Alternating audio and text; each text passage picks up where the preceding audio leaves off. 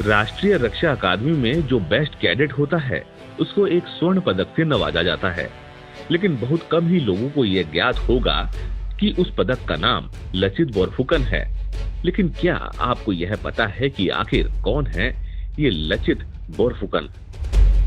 पूरे उत्तर भारत पर अत्याचार करने वाले मुस्लिम शासक और मुगल कभी बंगाल के आगे पूर्वोत्तर भारत पर कब्जा नहीं कर सके।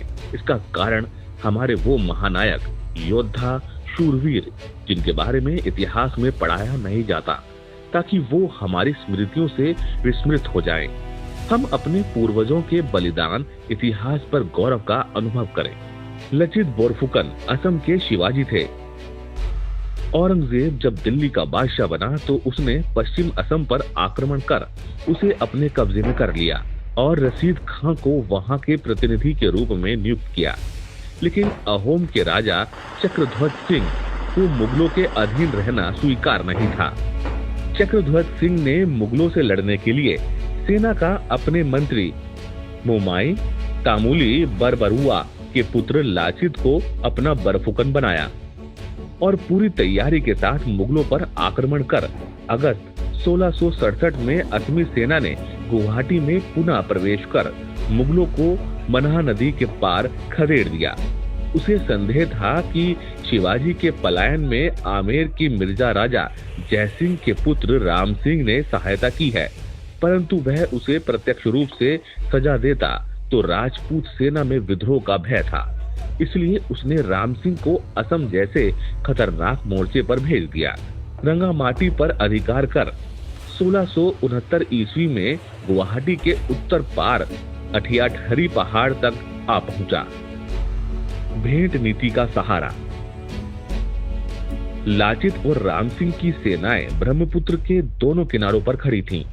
ब्रह्मपुत्र में नावों का बेड़ा तैयार खड़ा था। लाचित को पता चला कि ब्रह्मपुत्र के उस पार स्थित अमीन गांव के पास एक दुर्ग की प्राचीर कमजोर है। उसकी मरम्मत का काम उन्होंने अपने मामा से कहा। मामा, यह काम रात दिन एक करके किसी भी तरह सुबह तक पूरा हो जाना चाहिए। लाचित रात को अचानक काम देखने आए। काम बंद देखकर उनकी आंखों में लहू उतर आया। सोए हुए मामा को जगाकर लाचित ने पूछा, मामा, काम कैसे बंद है? शत्रु दहलीज पर खड़ा है और तुम काम छोड़कर चैन की नींद सो रहे हो। तुम जैसे लोगों की वजह से ही देश परतंत्र होता है। मौत और दुश्मन कभी पूछ कर नहीं आते। गद्दार, मेरे लिए देश से बढ़कर मामा नहीं। इतना कहकर तलवार के एक आघात से मामा का सिर धड़ से अलग कर दिया। राम सिंह की समझ में आ गया कि जल युद्ध किए बिना गुवाहाटी को नहीं जीता जा सकता। इसी बीच गुप्तचर ने राम सिंह को बताया, इस समय लाचित बरफुकन अखोई फुटा ज्वार से पीड़ित होकर मूर्छित की स्थिति में पड़ा है। उस पर आक्रमण करने का यह अच्छा अवसर है। यह जानकर राम सिंह ने हमला करने का आदेश दिया।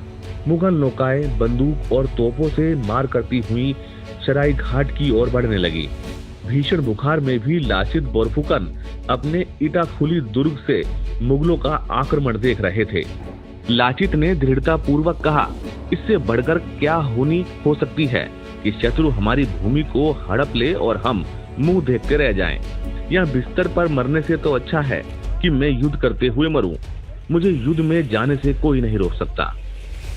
एक और ब्रह्मपुत्र में पूर्व की ओर बढ़ती मुगलों की सैकड़ों नौकाएं, दूर भागती असमीय सेना की नावें और दूसरी ओर जलधारा के साथ बहती हुई एकमात्र नौका पर क्रोध से उन्मत्त अपना खड़ग हाथ में लिए हुए वीर लाचित बरफुकन बीमार होते हुए भी वे अकेले दुश्मनों पर टूट पड़े।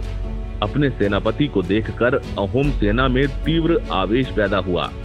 नौकाओं के मुंह फेर दिए गए, नाव से नाव भिड़ गईं, घमासान युद्ध छिड़ गया। लाचित ने अपने सैनिकों को ललकारा, वीरों, मुगलों को इस बार ऐसा सबक सिखाओ कि फिर कभी भविष्य में असम की ओर रुख करने का ये साहस न कर सकें। यह आखिरी और निर्णायक युद्ध होना चाहिए। इस अवसर पर चूक गए तो असम की माटी तुम्हें कभी क्षमा नहीं करेगी। इस प्रबल आक्रमण से मुगल सेना के पैर उखड़ने लगे। अपने सिपहसालार रहीम खां को असमिया सेना द्वारा मारा गया देखकर वे और हताश हो गए। स्वयं राम सिंह भी इस प्रबल आक्रमण के सामने नहीं टिक पाया। वह समझ गया कि असमिया सेना के साथ जल युद्ध में और जूझना आत्मघात के समान होगा। आखिर उसके सामने शराई घाट छोड़कर पीछे हटने के सिवाय कोई चारा नहीं बचा। लाचित ने युद्ध तो जीत लिया, पर अपनी बीमारी को मात नहीं दे सके। आखिर सन 1672 में उनका देहांत हो गया। भारतीय इतिहास लिखने वालों ने इस वीर की भले ही उपेक्षा की हो, पर असम के इतिहास और लोक गीतों में यह चरित्र मराठा वीर शिवाजी की तरह अमर है।